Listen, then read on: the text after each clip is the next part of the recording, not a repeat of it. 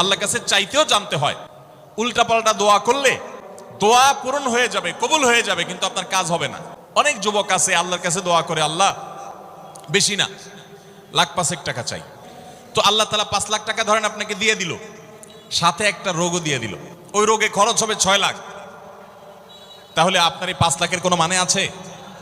আপনারা একটা প্রসিদ্ধ ঘটনা অনেকেই শুনেছেন, একটা চুটকি, যে এক যুবক দোয়া করছে, আল্লাহ তোমার কাছে আমি এমন একটা লাইফ চাই যে লাইফে 2 হাত ভর্তি টাকা থাকবে আর আশপাশে শুধু নারী আর নারী থাকবে, এরকম একটা লাইফ চাই।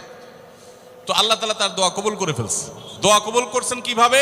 তাকে আল্লাহ তাআলা এমন একটা বাসের কন্ট্রাক্টর বানিয়ে নিছেন, যে বাসটা হলো মহিলা বাস, চারপাশে শুধু নারী আর নারী, সব মানুষের, আর হাত ভর্তি টাকা আর টাকা সব বাস মালিকের। দোয়া কিন্তু কবুল হয়ে গেছে। তো আল্লাহ তাআলার কাছে উল্টাপাল্টা দোয়া করলে কি হয় দেখছেন?